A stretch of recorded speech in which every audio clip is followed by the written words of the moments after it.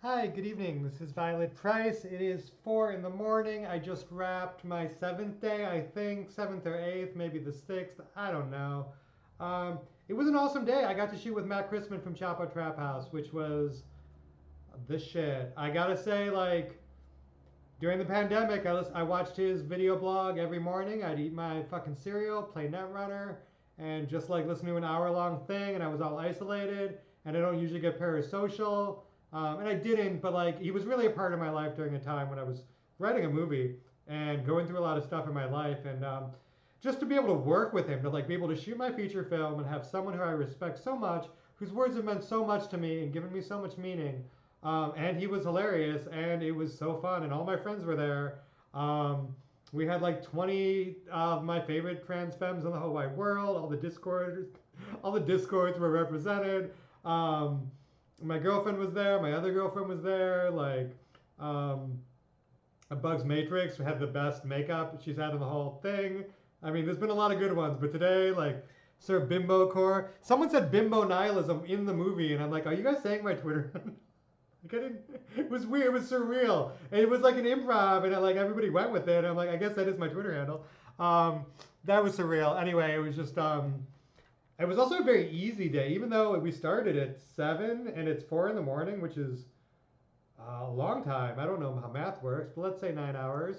Um, we only shot like the scene we improvised, which was easy.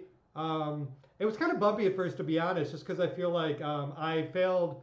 I don't want to say I failed as a director, but I directing improv is really difficult.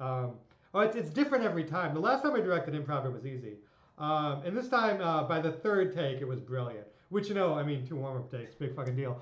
Um, but it's definitely that it's a you're very cocky, and then the first take is like a warm-up take, and you're like, oh no, like what if, like there's like a real like the stakes get really high all of a sudden, where you're like, oh, I've asked everyone to believe in me. Everyone is here.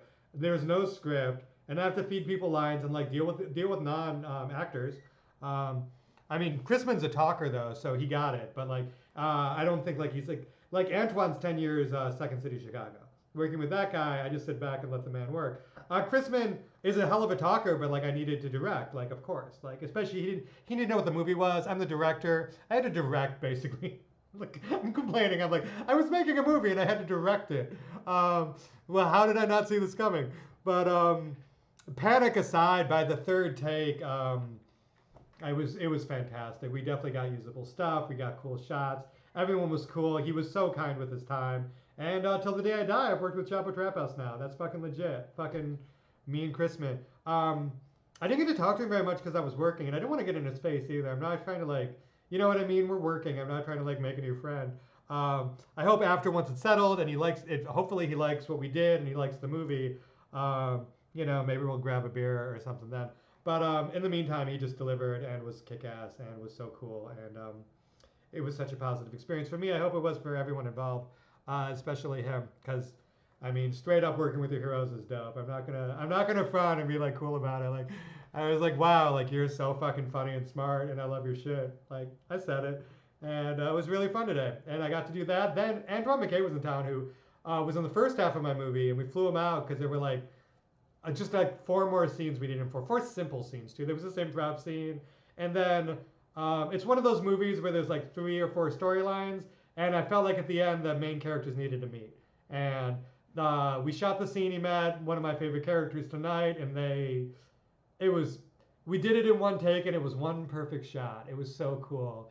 And we got some him dancing to soul music on the street, which was so cool. And then tomorrow we get him doing a very simple scene with the other lead, and then a really beautiful scene with the other lead, and then he's done.